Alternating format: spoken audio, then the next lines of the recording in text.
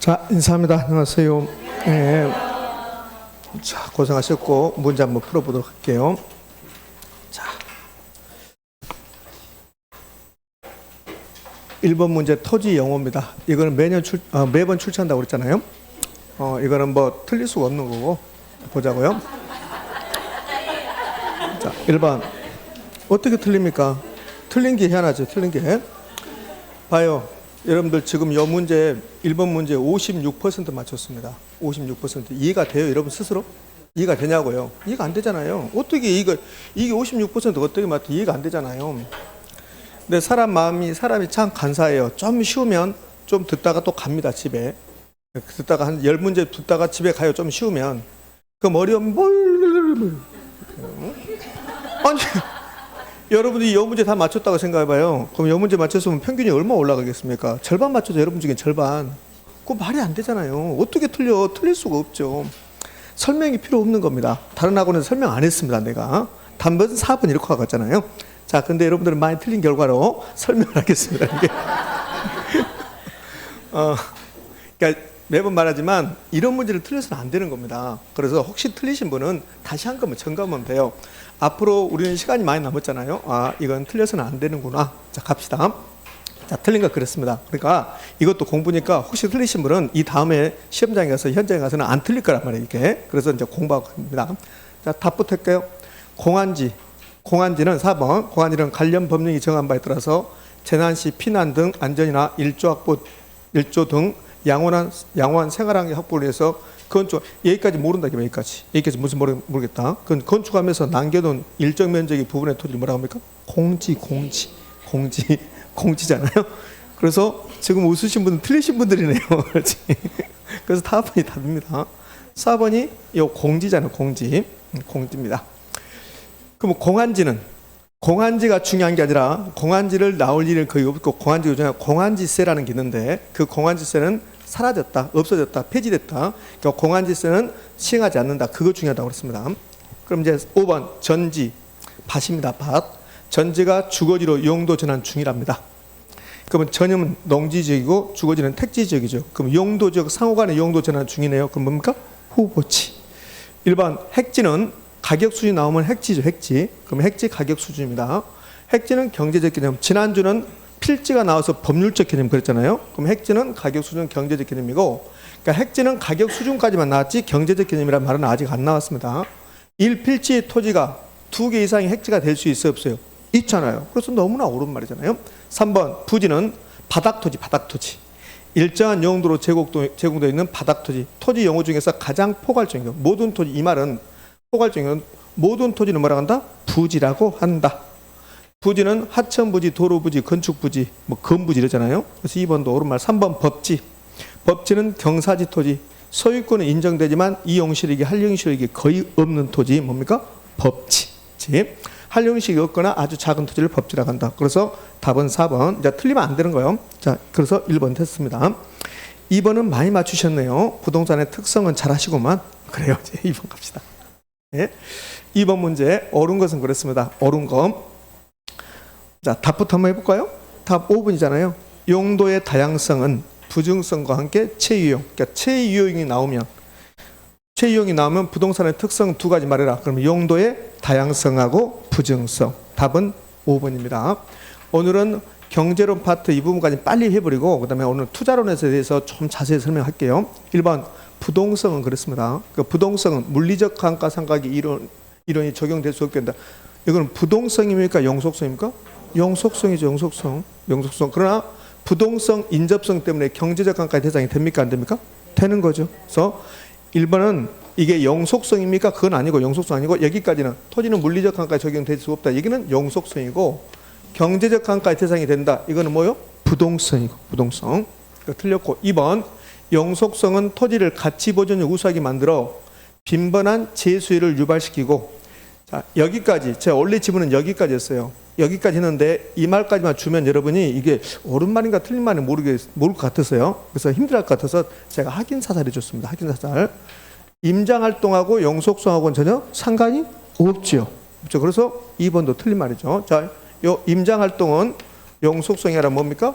부동성이고, 그러면 영속성 때문에 가치 보존력을 우수하게 만들다. 여기까지는 옳은 말이에요. 여기까지. 그럼 빈번한 재수요 있죠.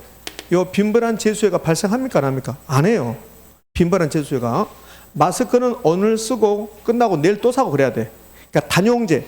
한 번 쓰고 수명이 끝나면 또 사고 또 사고. 그걸 재수요라고 그래. 재수요. 다시 수요한다. 근데 토지는 영속성 때문에 재수요가 빈번하게 발생합니까? 안 합니까? 안 하죠. 아파트를 매일 사나요?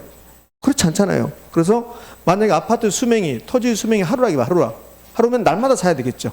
그런데 영속성 때문에 빈번한 재수요가 발생시키지 않는 거죠.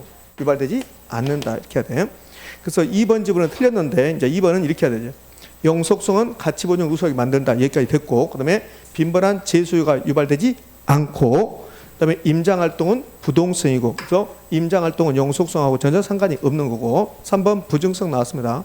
부증성은 쉽잖아요. 요 국지적 나왔습니다. 그럼 부증성입니까? 부동성입니까? 부동성이 되는 거예요. 부동성. 4번 개별성. 토지용 집약화. 이것은 개별성이란 뭡니까? 부증성이 되는 거. 부증성. 그래요. 그래서 답은 5번이 적절합니다. 역시 마찬가지로 틀리신 분도 있는데 틀리신 분들은 다시 한번 점검하면 돼요. 1번 문제 토지 용어, 2번 문제 토지 특성은 매년 출제되니까 틀려서는 안 되는 겁니다. 자, 3번 문제를 하도록 합시다. 부동산의 공간성입니다. 틀린 거 그랬어요. 제가 이 부분은 여러분에게 자세하게 막 엄청나게 강조해서 설명했던 부분은 아닙니다. 그런데 출제할 수 있으니까 보는 거 이제. 부동산의 공간성으로 틀린 거 그렇습니다. 그럼 부동산의 공간성은 이런 뜻이잖아요. 토지의 공간성. 토지가 이렇게 있으면 요 1번지 토지가 있으면 1번지 토지는 이 부분을 수평 공간이다. 수평 공간. 요걸 이제 수평 공간 지표면이라고 해요. 지표면. 그럼 이것만 토지입니까? 아니요. 공중공간도 토지고 지하공간도 토지다. 이게 이제 공중공간,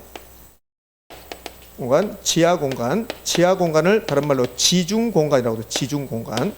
이 세 개를 합친 게 토지라는 소리예요. 토지. 그러니까 토지는 입체 공간이다.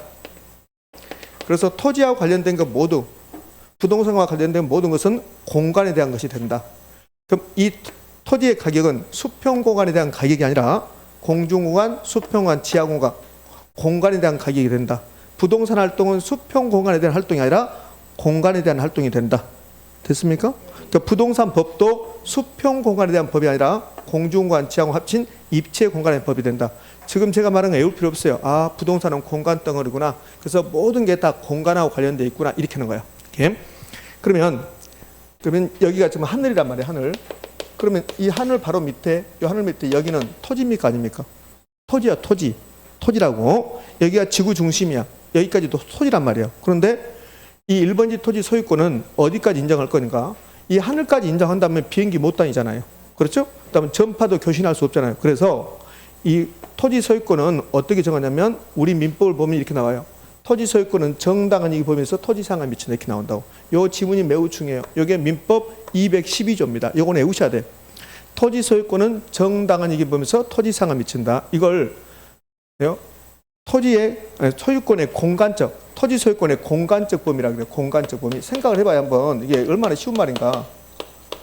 이 토지 소유권의 공간은 범위가 어디냐 이 말이에요. 범위가. 그러면 하늘까지냐 지구 중심까지냐 그렇지 않고 우리 민법은 정당한 이익을 보면서 토지 상한에 미친다 했단 말이에요. 그럼 우리 민법은 토지 소유권을 구체적으로 정하고 있습니까? 추상적으로 정하고 있습니까? 추상적. 정당한 이익이라고 해서 정당한 이익이라는 게 우리가 뭔지 모르잖아요. 그러니까 추상적이죠. 우리 민법은 토지 소유권의 범위를 입체적으로 정하고 있다. OX? O.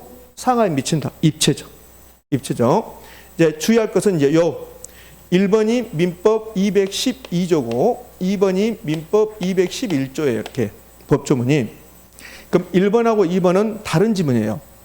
그러니까 2번은 소유권의 내용적 범위야. 그 말이 무슨 말이냐면 이 토지를 가지고 있는 사람은 무엇을 할 수 있습니까? 그 말이야. 그게 2번이야. 그러면 토지 소유자는 이 토지를 사용할 수 있죠. 수익할 수 있죠. 팔 수 있죠. 사용 수익 처분할 수 있다. 이게 내용적 범위란 말이야. 이게 내용적 범위. 그러니까 공간적 범위는 이 1번지 토지 소유권은 어디까지 미칩니까? 그 말이야. 그게 1번이야.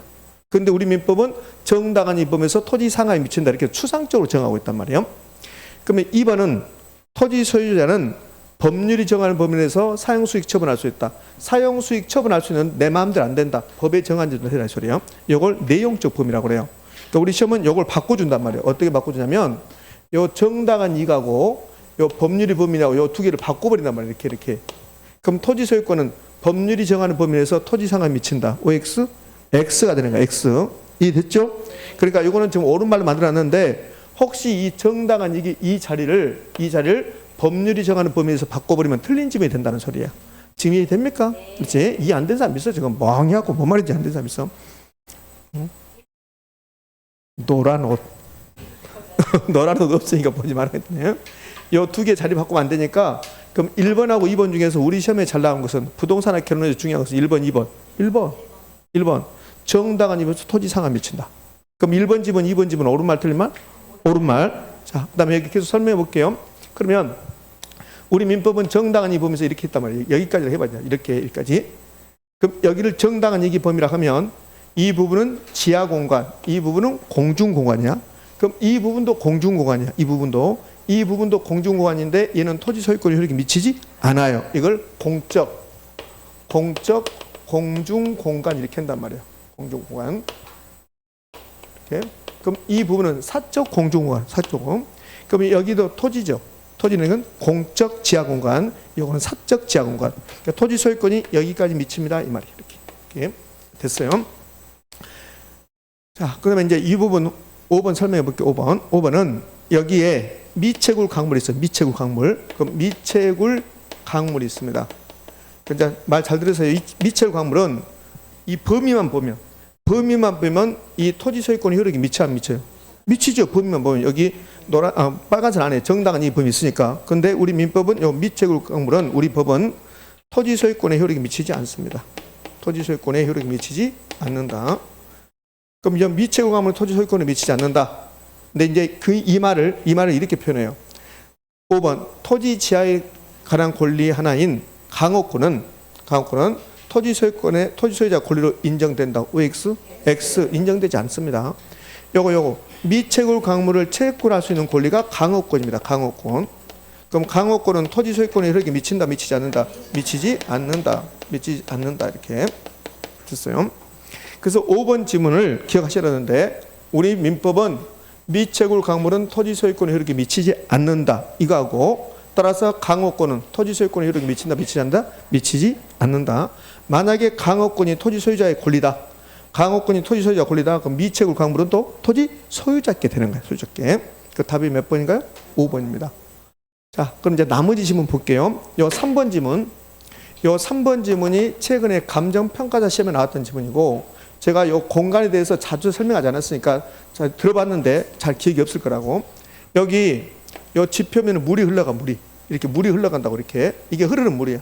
그럼 요 흐르는 물을 1번지 토지 소유자가 이용할 수 있다 없다? 있어요. 그걸 영수권이라고 그래요. 영수권. 토지 지표를 토지 소유자가 배타적으로 이용하는 권리를 지표권이라고 한다. 그럼 여기 이 지표면 수평 공간을 다른 사람 간섭 없이 그게 배타적이야. 배타적으로 이 토지를 이용할 수 있다. 1번지 토지 소유자가 이걸 지표권이라고 한단 말이에요. 지표권. 그다음에 요 지하 공간 이 부분 지하 공간을 이용할 수 있다. 지하권이라고 한다고. 지하권. 그럼 공중공간 이 부분도 이용할 수 있다. 이걸 공중권, 사적 공중권 이렇게 한다고. 요 세 개 합친 게 토지 소유권이야. 토지 소유권. 그러면 이렇게 물이 흘러갑니다. 요 물을 이용할 수 있는 권리를 영수권이라고 그래. 자, 여기까지 맞잖아요. 지표를 토지 소유자가 배타적으로 이용하는 권리를 지표권이라고 하고 여기까지 맞죠? 그럼 지표에 흐르는 물, 내 땅 위에 흐르는 물을 이용할 수 있는 권리 이걸 영수권이라고 한다고. 영수권. 자, 쓸 영자 물 숫자잖아요. 쓸 영자 물 숫자 영수권이다 이렇게 한다고. 이렇게. 좋아요. 좋습니다. 제가 왜 줬냐면 다른 학원에 이거 쓰니까 저건 맞아요 그러더라고. 이거 한자 맞냐고 그러더라고. 맞아요 이렇게. 자, 이 영수권이야. 그러면 여러분 민법에서 이런 거잖아요. 이 흘러가는 물을 이용할 수 있어요 없어요? 있잖아요. 그걸 영수권이야. 그럼 이 영수권은 지표권의 내용입니까 아닙니까? 지표권의 내용이란 소리야. 내용. 그러니까 수평 공간을 내가 이용할 수 있는 권리를 지표권이라고 하고 근데 물이 흘러가고 있으면 내 땅 위로 물이 흘러가고 있으면 그 물을 내가 이용할 수 있다 없다? 있다. 그걸 영수권이라고 한단 말이에요. 그럼 영수권은 지표권의 내용이다. OX? O. 요걸 평가자 시험에서는 뭐라 했냐면 이 영수권은 지하권이라고 해서 지하권. 영수권은 지하권이다. 뭐 X? X. 영수권은 지표권의 내용이다. 됐고, 이제. 자, 4번 한계심도. 한계심도는 우리 시험에서 아직 낸 적이 없습니다. 한계심도는 보상하고 관련됐다. 보상. 이렇게 하시면 돼요. 자, 여기 한계심도는 법의 내용이 아닙니다. 아직 우리 시험에 나오지도 않았고 법에 있는 내용이 아니에요. 그럼 한계심도는 조례, 서울특별시 조례인데 인천광역시 조례도 있어요. 서울특별시 밑으로, 땅 밑으로 전부 다 지하철이 지나가잖아요. 지하철. 그러면 여기 지금 어떤 토지인데, 서울에 있는 토지인데 이렇게 지하철이 흘러가요. 이렇게. 그럼 이렇게 지하철이 흘러가면 이 지하철은 1번지 토지 소유권을 침해했습니까? 안 했습니까? 안 했어요. 정당한 이익이 여기니까. 안 했단 말이에요. 그럼 만약에 이렇게 흘러간다면 지하철이. 그러면 정당한 이익을 침해했단 말이에요. 침해. 그러면 이 부분을 침해했으면 이거는 거의 용구이 침해하는 거예요. 용구이. 그래서 보상해야 된다. 그래서 나온 게 한계심도야. 그럼 한계심도는 요 1번지 토지 소유자가 지하로 통상적으로 어디까지 이용한가 봤어요. 그러니까 통상적으로 어디까지 이용한가 봤더니 여기까지 이용한다는 거예요. 여기까지. 그러면 여기까지를 한계심도라고 하고 요 한계심도 안쪽에 있으면 토지 소유권을 인정해 주겠는데 그 밑으로 가면 인정하지 않겠다는 소리야. 그럼 만약에 지하철이 이렇게 하얀 선으로 요 밑으로 가버리면 보상할 필요가 있어요? 없어요? 없어요. 근데 이 안쪽으로 가면 보상해야 된단 말이에요. 한계심도 안쪽이니까 보상해야 된다. 그러면 이 토지를 내가 이용하면 이거 전체 이용한다. 전체 이용하면 입체 이용률이 100이라고 해요. 100. 그 100인데 여기 지하철이 가면서 내 입체 이용에 저해했습니까? 안 했습니까? 저해했죠. 그럼 요 20% 저해했다. 그럼 20%만큼 보상해준다. 이런 논리라고. 그게 한계심도예요. 그럼 한계심도는 토지에 대해서 지하공간 이용 시 기피에 따른 이용 저해율. 내 이용을 저해하고 있잖아. 저해율에 적용하여 보상과 관련된다. OX? O. 그러니까 한계심도가 혹시 나오면 지하공간하고 관련돼 있다. 보상하고 관련돼 있다. 이거 하시면 돼. 이렇게. 자, 끝났습니다.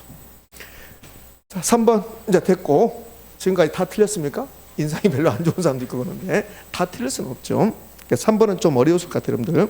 근데 의외로 많이 맞췄어요. 86% 맞추는 게 많이 맞췄죠. 근데 4번은 왜 이렇게 많이 틀렸을까? 자, 4번 문제 봅시다. 4번 문제 틀리면 안 되는데 4번 문제 얼마나 많이 있습니까? 주구장창. 그러니까 4번 문제는 우리가 이 앞전 3주 동안에 그쳤던 핵심 정리에서 핵심 정리 10번입니다. 수요 증가 요인, 수요곡선 우측이동 요인, 정상질 때 소득 증가. 한 번 더 보겠다는 소리예요. 그럼 대체재 가격 상승, 보완재 가격 하락. 요 두 개 외우라고 했잖아요. 이렇게. 암기상. 대체재 수요 감소, 보완재 수요 증가. 요 6번 수요자 가격 상승 예상. 요 네 가지 정도. 이렇게 내가 5가지 정도. 이 정도가 쟁점이에요. 아니 선호도가 증가했다. 아파트 선호도가 증가했다. 그럼 아파트 수요 증가, 수요곡선 우측이동. 요거는 쟁점이 아니잖아요. 쟁점이 아니죠. 제가 이거 가지고 다니라 했는데 왜 안 가지고? 이거 무거워요? 이거 참 희한하네. 왜 그러신데요? 마지막에 와서. 그치? 안 가져오신 분들 그런 거예요. 다음 주부터는 가져오세요. 네, 검사할 거야. 검사. 다음 주부터는. 네? 자, 그럼 요거 찾는 거야. 요거 4번 문제가. 4번 문제가 뭐라 나오세요? 다음 중 아파트 수요곡선을 우측시키는 요인에 해당되는 것입니다. 수요 증가 요인 찾으라는 소리야. 수요 증가 요인.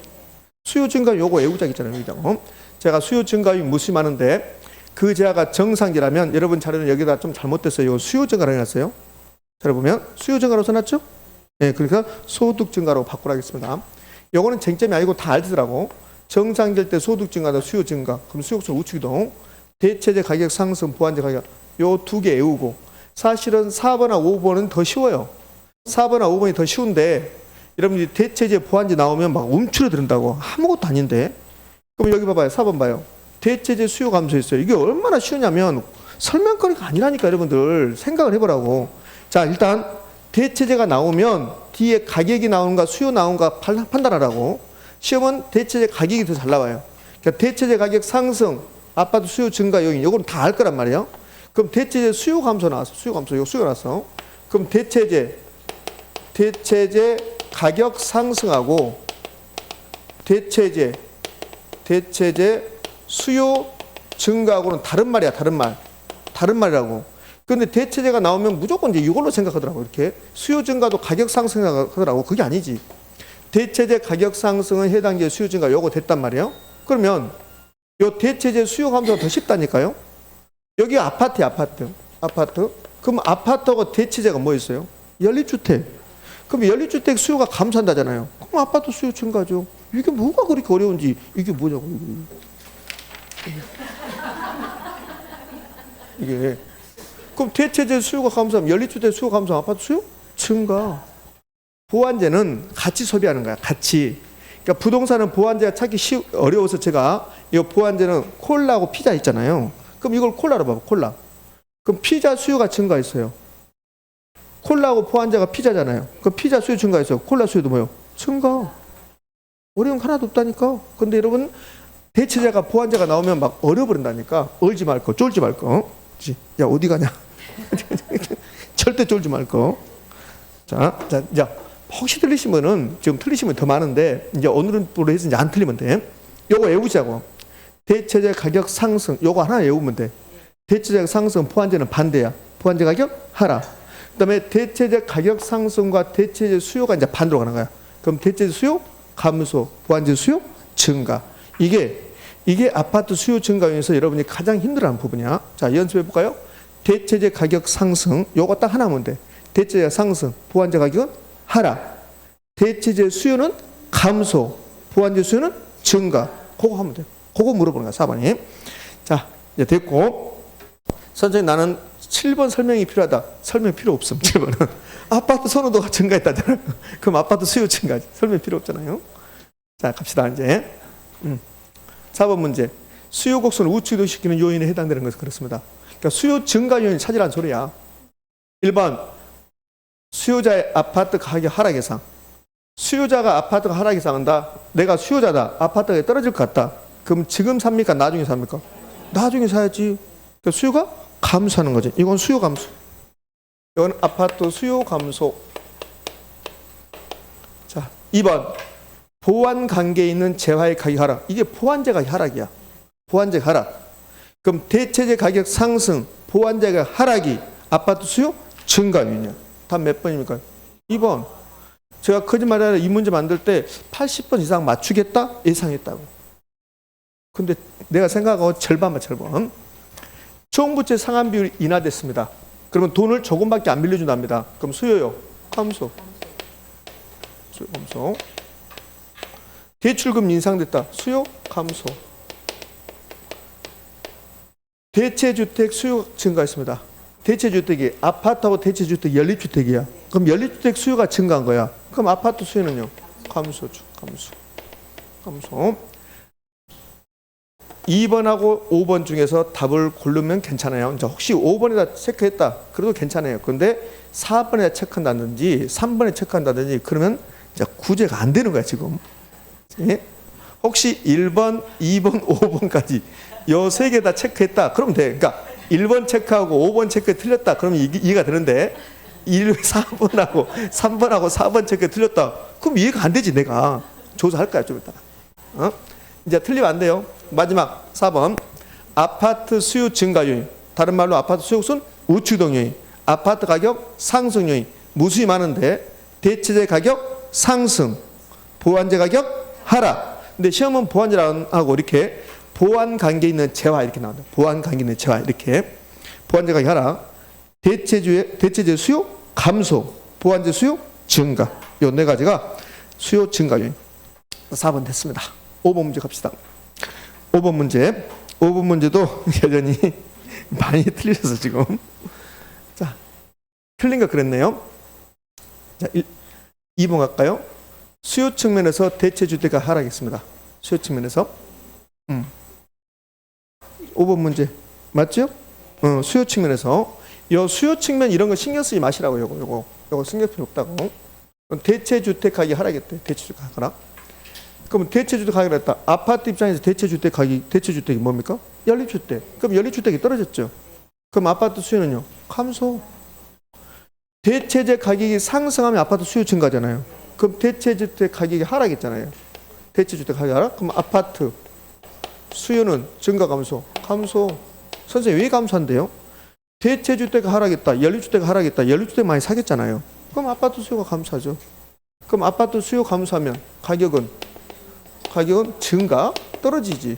거래량은 감소하고 가격은 상승이 하락하고 아파트 가격 하락하고 아파트 거래량은 뭔다? 감소한다.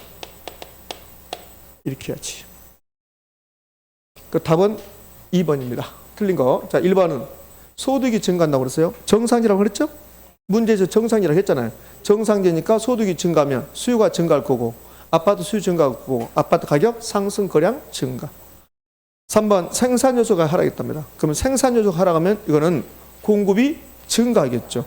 공급 증가니까 가격은 하락하고 거래량은 증가하고. 4번 매도인이 공급자야. 내가 아파트를 팔려고 하는데 가격 상승 예상하고 있어요. 내가 매도인이다. 아파트 팔려고 하는데 가격 상승 예상된다. 그러면 팔려고 하는데 가격이 상승 예상되면 지금 팔습니까? 나중에 팝니까? 나중에 팔지. 안 판다 해야지. 안 판다. 그래서 예상하고 있으면 공급이 감소해요. 그럼 공급이 감소하면 가격은 올라가고 거래량은 감소하고. 5번 아파트 취득 관련 조세가 감면됐답니다. 그럼 아파트 관련 취득 관련 조세가 감면되면 아파트 수요 증가죠. 그럼 수요가 증가니까 가격은 올라갈 거고 거래량은 뭐하고 증가할 거고. 답이 2번입니다. 여전히 대체제가 힘들군요. 대체제가. 2번도 대체제. 가격 하락했잖아요. 대체제 가격 상승했습니다. 아파트하고 대체가 상승했다. 그럼 대체제 가격 상승하면 아파트 가격은요? 상승. 아파트 가격 상승. 두 자가 대체제만 가격이 같이 가는 거야. 그치? 그럼 여기 봐봐요. 대체가 하락했다 했잖아요. 그럼 아파트 가격도 하락이야. 하락. 그럼 쉽게 찾아낼 수 있다고. 두 자가 대체제다. 대체제 가격 상승 나오는 순간 해당자 가격도 상승이야. 그럼 대체제가 하락 나왔잖아요. 그럼 해당자 가격도 뭐요? 하락이야. 상승 나왔잖아. 금방 찾을 수 있다고 이렇게. 이제 틀려서는 안 되는 거 이제. 자, 됐어. 제가 지금 꾹 참고 있는 겁니다. 아니 이렇게 하면 곤란해지는 거지. 좀 더 맞추셔야 되는데. 자, 6번 갑시다. 6번은 좀 어려웠을 겁니다. 아마도. 6번 문제는. 자, 틀리게 설명한 거 그렇습니다. 그러면 6번 어려웠는데도 그래도 잘 맞추셨네 많이. 자, 4번부터 한번 볼까요? 4번부터. 틀린 게 이제 4번이니까 4번. C 부동산의 가격 변화에 대한 D 부동산 수요 교차 탄력성 그렇습니다. 이건 수교탄이라 수교탄. 그럼 수요의 교차 탄력성을 구해보라 소리죠. 계산해봐라. 그럼 수교탄은 수요의 가격 탄력성처럼 수요량 변화율, 가격 변화율. 그런데 수교탄은 재화가 몇 개? 2개. 그럼 지금 C하고 D가 나왔잖아요. 자, 어떻게? 그럼 이 가격 변화율 앞에 있는 재화와 수요량 앞에 있는 재화가 같은 재화, 다른 재화? 다른 재화. 그럼 가격 변화율 앞에 있는 무슨 재입니까? C 부동산. C 부동산 가격 변화율. 수요량 앞에는요. D 부동산 수요량 변화율이잖아요. 이렇게. 그 다음에 교차 탄력성을 계산할 때는 플러스 마이너스 붙인다 안 붙인다? 붙인다. 수요의 가격 탄력성만 숫자만 가지고 하는 거야. 그럼 수요 교차 탄력성은 플러스 마이너스 붙인단 말은 여기 가격이 올라가면 여기 C 부동산 가격이 올라가면 플러스 떨어지면 마이너스 이렇게 하라는 소리야. 그럼 저 보자고요. 여기 4번 이제 디귿 봐봐요. 디귿. C 부동산 가격이 5% 상승했어요. 그러니까 이 디귿을 보는 순간 대체제, 보완제, 교차 탄력성 물어보구나. 얼마나 많이 했는가 봐봐요. 재화가 2개 나오면 이거 재화 2개 나왔잖아. 하나, 둘. 그래서 재화가 아니라 부동산이 재화야. 부동산이. 그 재화가 2개 나왔잖아요. 그러면 교차 탄력성. 그다음에 대체제, 보완제 물어보잖아요. 예? 자, 이게 없다기 봐요. 여기. 이게 없습니다. 여기 없다기 봐요. 여기 없고 C 부동산 가격이 상승하자 D 부동산 수요량이 감소했다. 이렇게만 나오면 대체제냐 보완제냐 그것만 물어보는 거야. 근데 수요 공급에서 이 수요 공급에서 이렇게 퍼센트가 나오면 그것은 100% 탄력성이라고 했어요. 탄력성. 그러면 이거는 지금 재화가 2개 나왔으니까 대체제, 보완제 물어보는 거고 그다음에 교차 탄력성 물어보는 거죠. 그럼 교차 탄력성 계산해 볼게요. 교차 탄력성. C 부동산 가격이 5% 올라갔습니다. 여기다 이제 플러스 5% 이렇게 하라는 소리예요. 이렇게. 그게 플러스 마이너스 붙인다는 소리야. 그러니까 여기는 기억은 수요의 가격 탄력성이고 니은은 소득 탄력성이야. 소득 나오고 숫자 나왔잖아요. 소득 탄력성.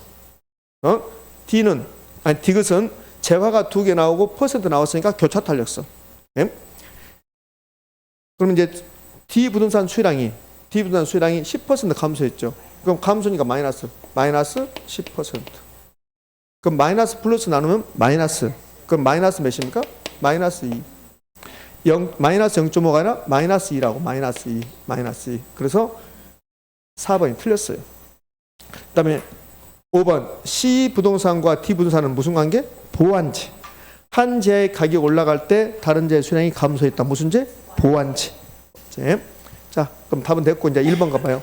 1번 A 부동산은 가격에 대해서 수요 탄력성이 탄력적이다. 그럼 요 기억 봐요. A 부동산 가격이 10% 상승하자 B 부동산 수요량은 10%가 감소했습니다. 그럼 가격 변화율이 커요? 수요량 변화율이 더 커요? 수요량 변화율이 더 크잖아요. 그럼 탄력적이지. 탄력적. 많이 했잖아요. 가격 변화율이 더 크면 비탄력적. 수요량 변화율이 크면 탄력적. 이렇게 하든지 아니면 그냥 탄력성을 계산해 그냥. 그럼 탄력성 계산하면 A의 수가탄, A의 수요 가격 탄력성, 요 수가탄, 수요의 가격 탄력성 계산할 때는 플러스 마이너스 안 붙인다고 했잖아요.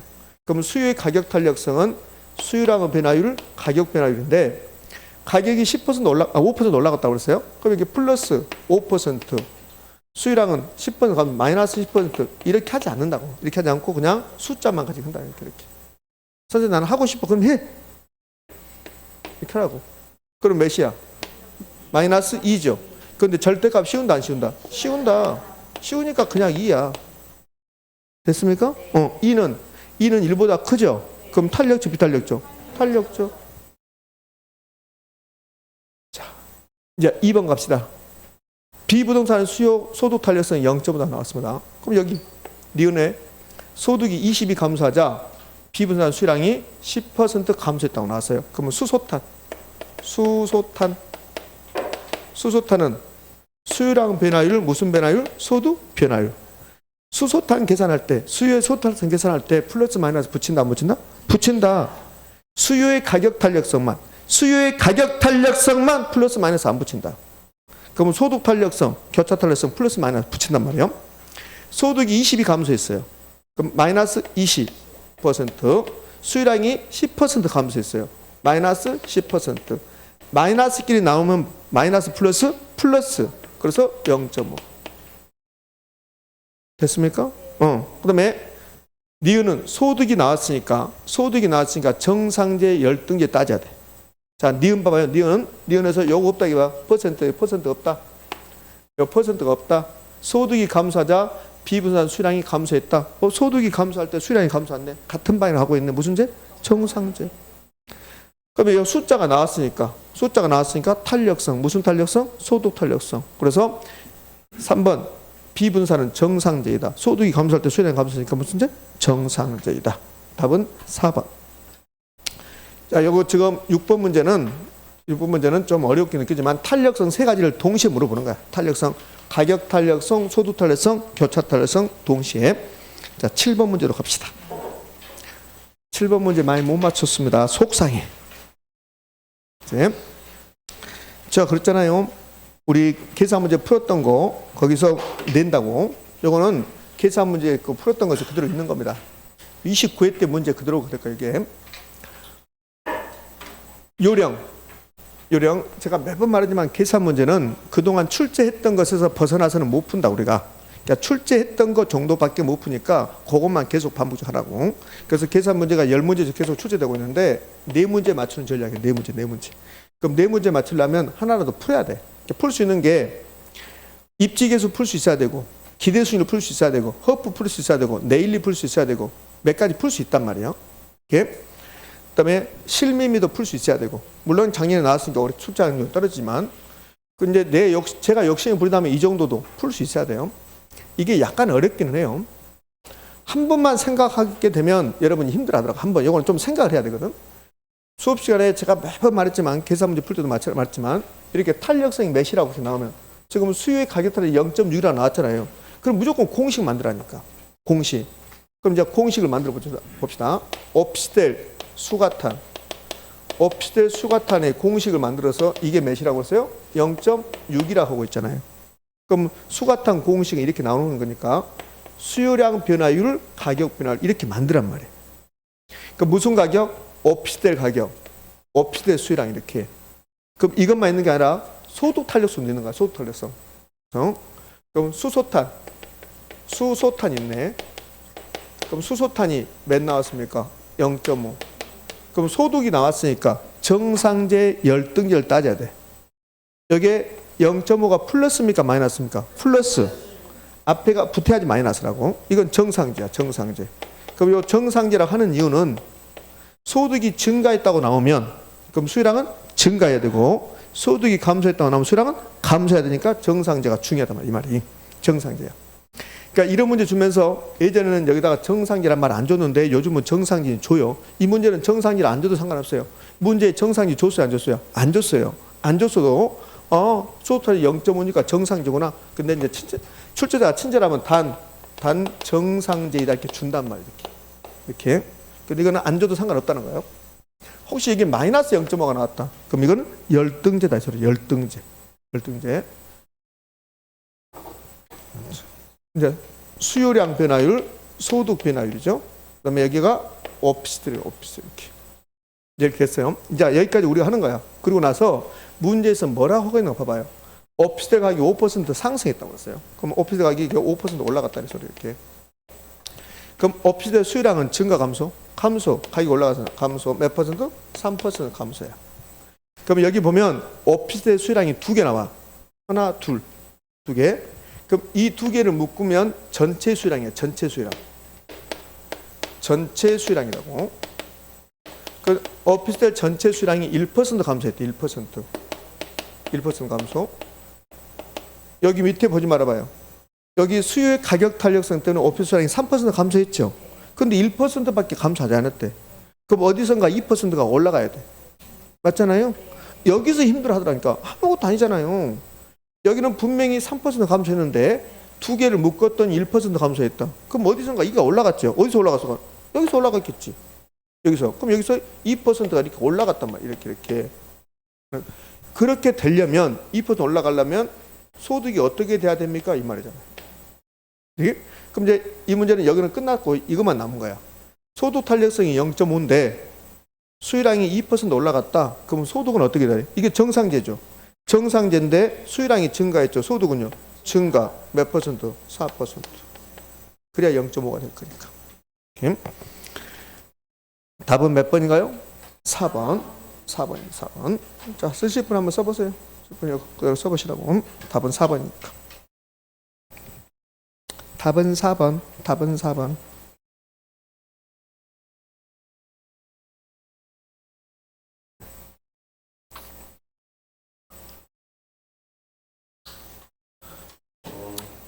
조금이라도 해보고 싶다. 계산 문제를. 그러면 계산 문제만 풀었던 동영상이 있을 거고 자료 있을 거니까 하루에 지금부터라도 하루에 하나씩만 풀어봐요. 하루에 하나씩만. 그러면 어느 순간에 감이 잡혀요. 그런데 이런 분들도 있어요. 언니 시험장 가면 계산 문제 풀 시간이 없다. 그러면 다 푼 사람은 어떻게 된 사람입니까? 다 푼 사람이 이상한 거죠. 그잖아요? 10명 있는데 손가락이 8개짜리, 손가락이 11개짜리, 육손이 9명이, 한 명이 정상적이야. 그 한 명 이상의 사람 된 거야. 그잖아요. 그게 아니라, 그러니까 풀 수 있는 게 있고 못 푸는 게 있단 말이에요. 그러니까 사람의 능력에 따라 달라져요. 계산 문제는 유난히 잘하는 사람이 있어요. 자, 그 사람 논의를 하고 우리가 충분히 풀 수 있단 말이에요. 몇 개는. 그러니까 그것만 잡는 거야. 그것만. 그럼 뭔만 선생님 푸는데요? 우리 요약 정립에 했던 문제 있죠. 그것만 풀 수 있어. 그것만 풀 수 있다. 그것만 하라고. 그것만. 그럼 선생님 요약 정립 이게 있습니까? 텅근히 있죠. 요거 있지. 이런 거 있지. 그것만 푸니까 그것만 계속 반복적으로 보시라고. 그러다 보면 3개 내지 4개는 분명히 맞출 수 있다니까. 자, 그거 맞춤 전략이니까. 선생님 근당에서 나는 계산 문제는 할 수는 없어요. 그러면 어쩔 수 없는 거고. 자, 이제 갑시다. 여기 이제 이렇게 해왔어. 다 풀어봤으니까 답만 갈게요. 답 몇 번이든가요? 4번. 4번입니다. 4번 찍을 건데 잘못했다. 자, 8번 갑시다. 8번의 균형이 변동. 8번은 많이 맞추셔서 잘하셨어요. 자, 틀린 거 그랬습니다. 1번. 수요가 가격에 대해서 완전 탄력적이랍니다. 그러면 완전 탄력적 나왔으니까 뭐가 불변입니까? 가격이 불변이요. 가격이 불변. 공급이 증가하면 균형 가격이 변하지 않고 여기까지 OX. 여기까지 OX. 오. 가격은 변하지 않고 5잖아요. 그럼 공급이 증가했습니다. 거래량은 증가. 증가. 이 8번 문제는 저하고 균형의 변동에 대해서 공부할 때 이거는 탄과 비거죠. 탄과 비거. 자, 1번부터 5번까지 전부 다 완전 탄력적, 완전 비탄 했잖아요. 이거 탄과 비거죠. 탄과 비거. 탄과 비거. 그러니까 의외로 쉽잖아요. 1번이. 1번을 완전 탄력적 나왔습니다. 그러면 가격이 불변이고 변하지 않고 거래량은 감소한다 하면 되죠. 공급이 증가, 거래량은 증가. 자, 예전에 봐봐요. 예전에 어떻게 했냐면 예전에 이걸 틀리겠다고 요거요. 완전 탄력적 나왔죠. 완전 탄력적 나오면 가격이 불변이죠. 근데 가격이 상승하락해서 틀린 말 줬단 말이에요. 요즘은 이걸 틀린 말 준 게 아니라 요거는 옳게 주고 이걸 틀리게 준단 말이에요. 이걸. 그러니까 이렇게 하면 돼. 탄과 비가 나왔구나. 그럼 완전 탄력적 가격이 불변이다. 그러면 그걸로 옳은 말 하고 가면 안 된단 말이에요. 요즘은 가격은 옳게 주고 여기 거래량 가지고 속이니까. 지금 무슨 말인지 이해됩니까? 그렇지? 자, 2번. 수요가 가격에 대해서 완전 비탄력적입니다. 그럼 완전 비탄력적이면 거래량부터 보는 거야. 거래량은 변하지 않고 옳은 말이네. 그럼 이걸로 끝나면 안 돼요. 여기까지 보면 이거는 확정적 유효가 아니라 이거는 불확정적 유효야. 아직 확정되지 않았다고. 그 뭘 봐야 돼 이제? 거래량, 아니 가격 봐야 돼. 가격. 공급이 증가했잖아요. 공급이 증가했으면 가격은 하락이지. 그럼 가격은 하락. 그럼 이제 확정적 유효야 이거는. 둘 다 맞췄으니까. 3번. 완전 비탄력적입니다. 공급이. 2번은 수요가 완전 비탄력적. 3번은 공급이 완전 비탄력적. 수요든 공급이든 상관없어요. 완전 비탄력적이 나오면 무엇부터 본다? 거래량부터 본다. 거래량은 변하지 않고. 그럼 이제 가격 봐야지. 가격. 수요가 감소했죠. 가격은 하락. 맞잖아요. 4번. 공급이 완전 비탄력적입니다. 그러면 거래량은 변하지 않고. 수요 증가했다. 가격은 상승. 상승. 5번. 완전 탄력적. 그러면 가격이 불변. 그럼 균형 가격은 변하지 않고 옳은 말이 여기까지. 이걸로 확정적으로 옳은 말이 아니죠. 그럼 이제 거래량 봐야지. 수요 증가했죠. 거래량 증가. 답은 몇 번? 1번. 8번 문제는 탄과 비거. 탄과 비거. 역시 틀려서는 안 되는 문제. 자, 9번 문제 갑시다. 9번 문제는 거미집이론이요. 거미집이론에서는 봐야 돼. 핵심 16 거미집이론. 거미집이론에서는 첫 번째, 이제 거미집이론 세 가지 공부하는 거예요. 첫 번째 거미집이론은 동태적 이론이다. 거동 그랬잖아요. 거동. 거미는 움직인다. 동학적, 정학적, 정태적. 요 정자 나오면 거미집에서는 정자 나오면 OX, X. 그다음에 두 번째 전제 조건. 거미집이 성립한 조건. 전제 조건. 가격이 변하면 이 거미집이 나오는 순간 이론적으로 나오면 양파 생각, 양파. 농산물 가격 이론이니까. 그러면 가격이 변하면 수요는 즉각 변합니까 안 합니까? 하지. 이렇게 하면 양파를 생각하라니까. 양파 가격이 하나에 지금 10만 원 한다. 10만 원. 양파 가격이 양파 하나에 1,000원 하다가 10만 원 한다. 봐요. 그게 가격이 변한 거야. 그러면 수요가 변합니까 안 합니까? 변하지. 양파 하나에 10만 원이면 짜장면 못 먹어요. 짜장면에 그 양파 들어가잖아요. 어떻게 먹을 거야? 못 먹지. 그럼? 그러니까 가격이 변하면 수요량은 즉각 변한다고. 그럼 이제 가격 변하면 공급량 볼까요? 지금 양파 하나에 10만 원 한다고 해서 지금 양파 공급이 돼야 안 돼요? 안 돼요. 언제 돼요? 내년에 돼요. 내년에.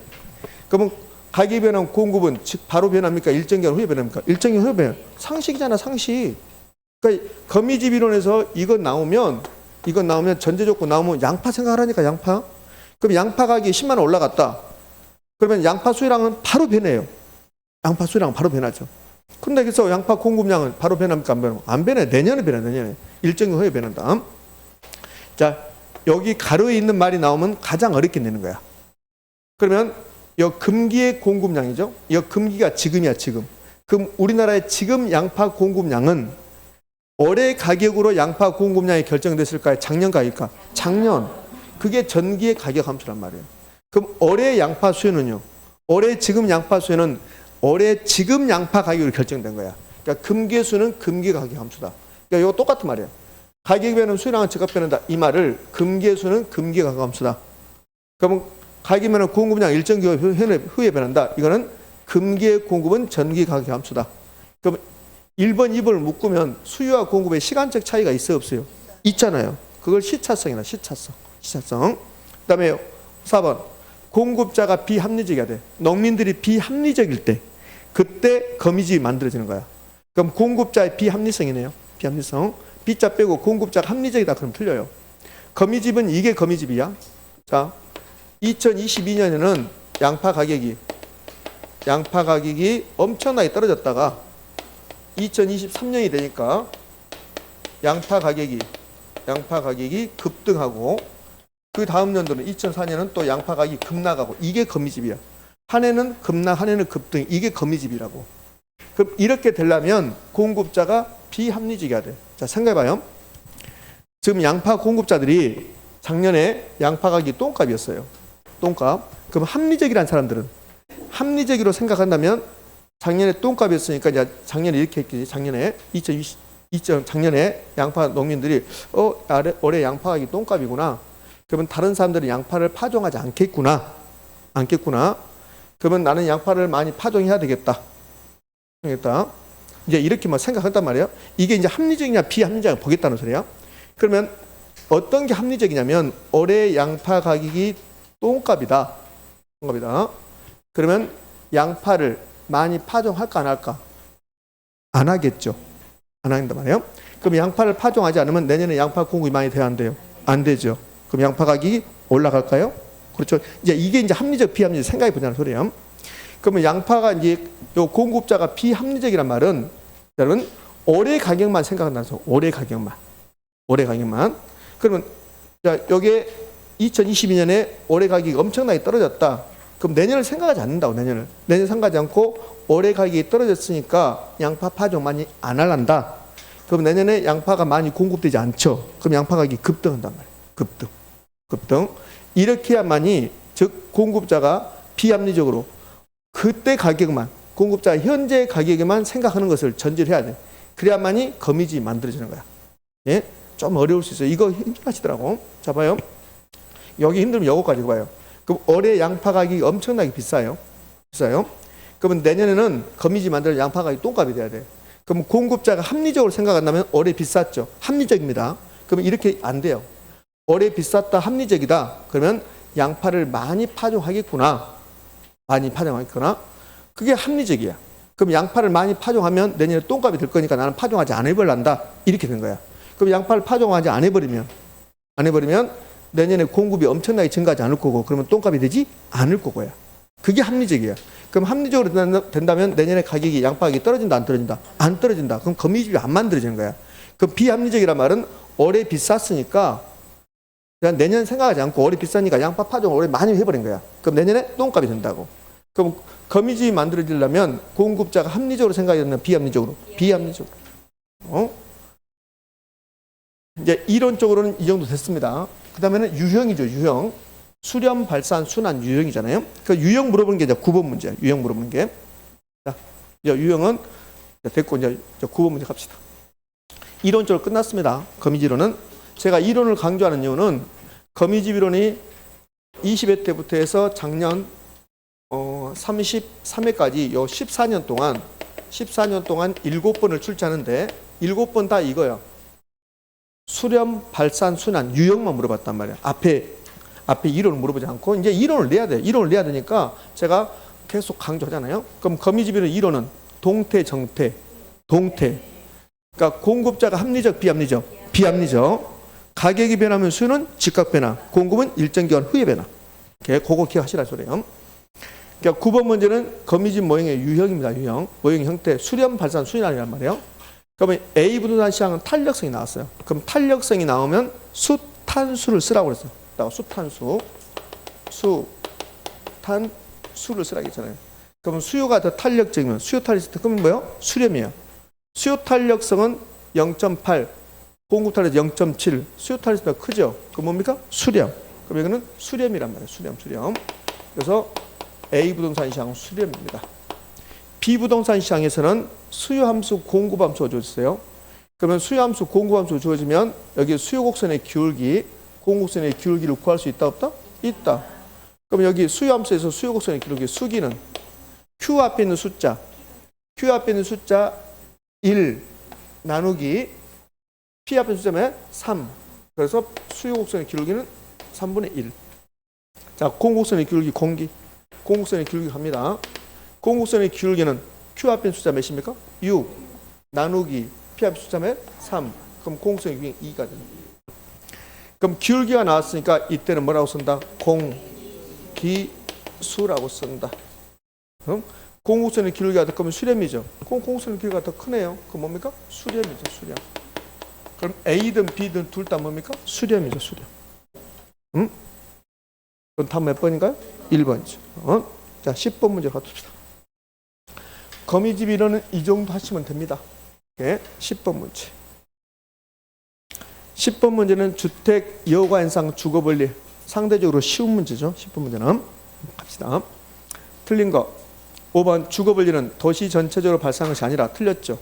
주거분리는 도시 전체적으로 발생할 수도 있고 지리적으로 인접한 지역에도 발생할 수 있다 없다? 있다. 답은 5번이고 1번 주택 여과현상은 주택의 질이 변해서 주택의 이용 주체가 바뀌는 가구 이동 현상으로서 빈집, 공간은 주택 여과현상의 필수적 요소가 된다. OX? O. 2번 상위 계층에 사용하던 기존 주택이 하위 계층으로 사용을 받겠다. 그러면 무슨 여가? 하향여가. 이 하향여가는 저가주택의 수요 증가 감소. 증가. 3번이 뭘까? 고비하. 고비하. 고소득층 주거지역에서 하향여가. 어느 경우에? 고가주택 지역에서 하향여가는 수선비가 더 클 때.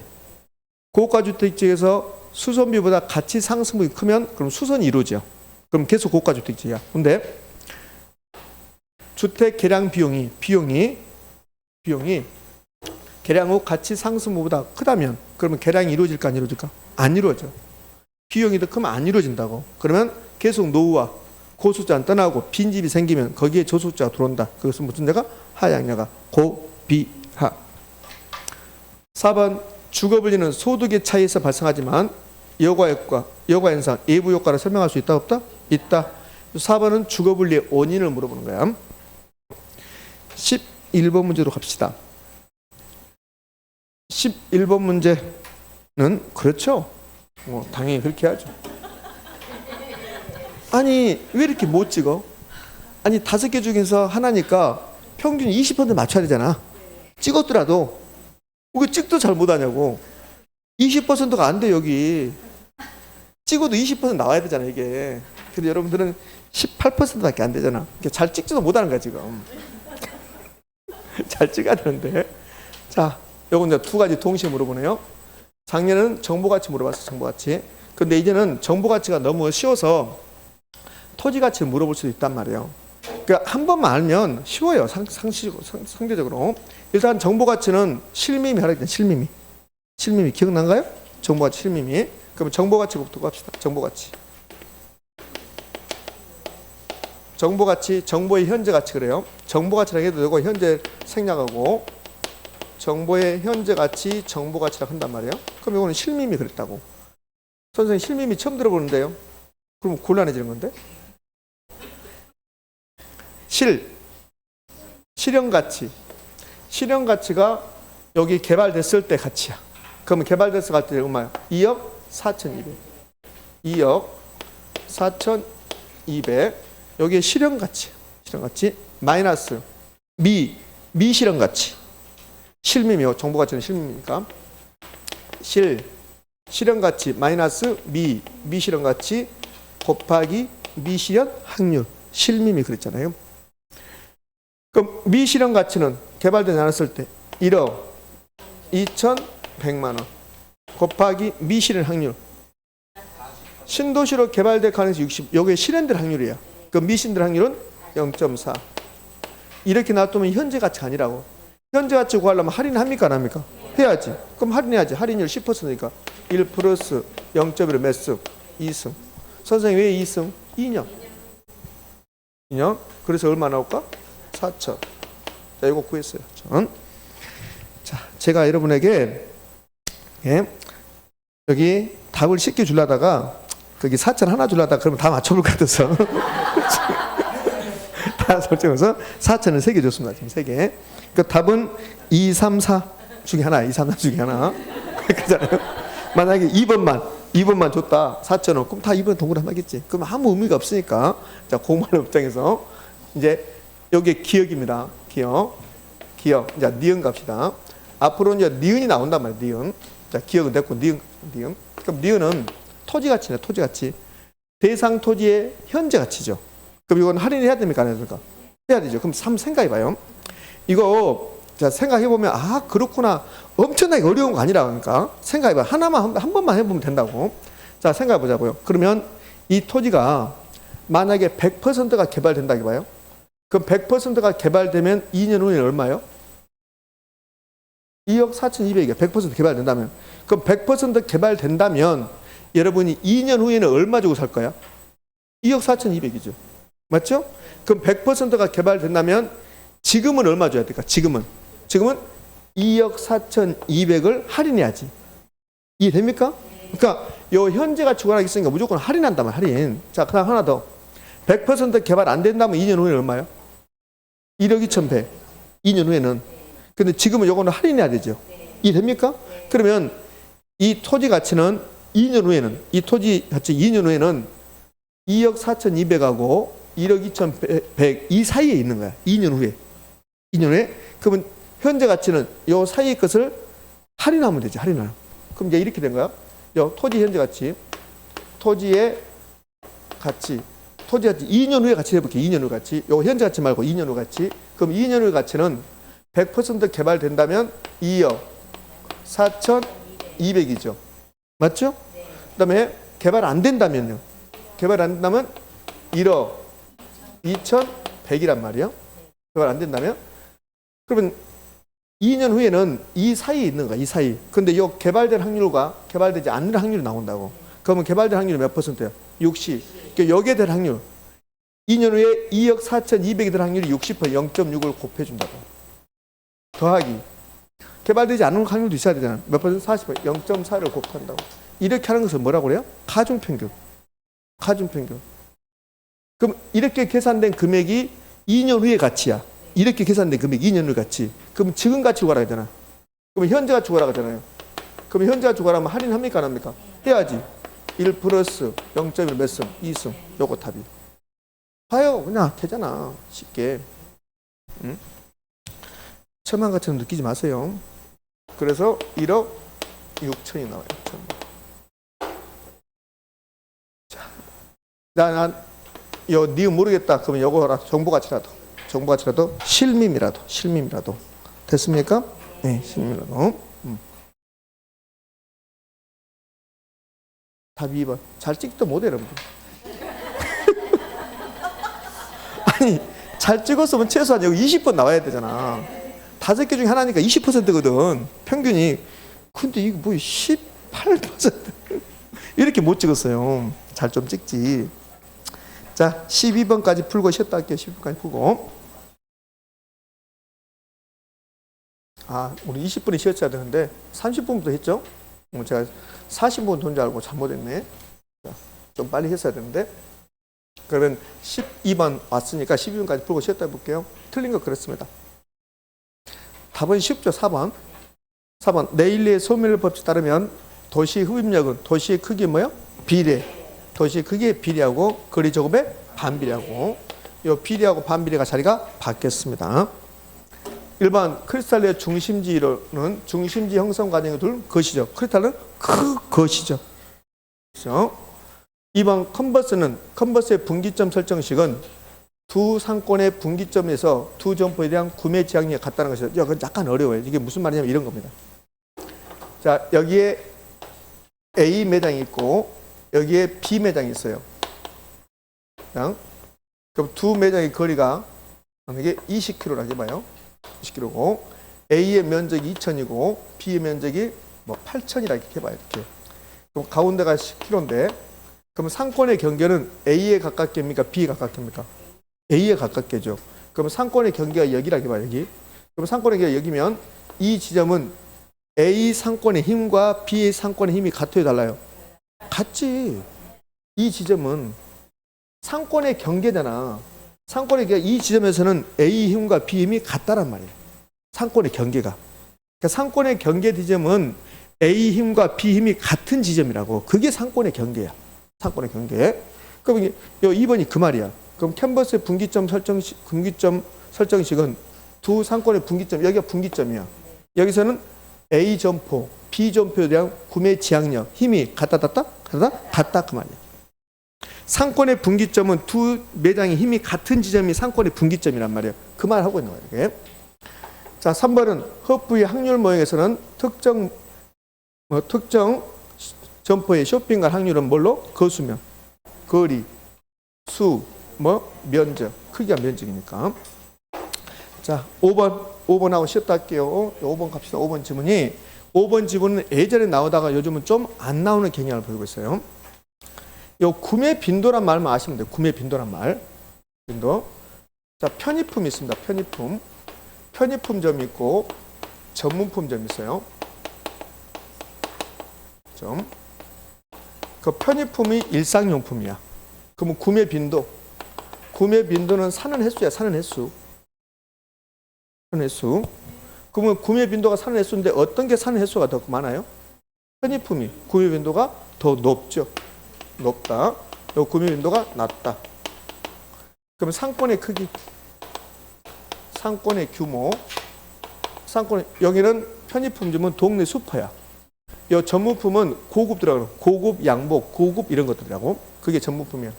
그럼 상권의 규모는 어디가 클까요? 전문품이 더 크죠. 상권의 규모는 작다.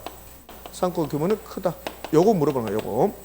그럼 5번 구매 빈도가 낮은 상품을 취급하는 게 요거죠. 이게. 낮은 상품. 점포의 상권의 규모는 뭐다? 크다.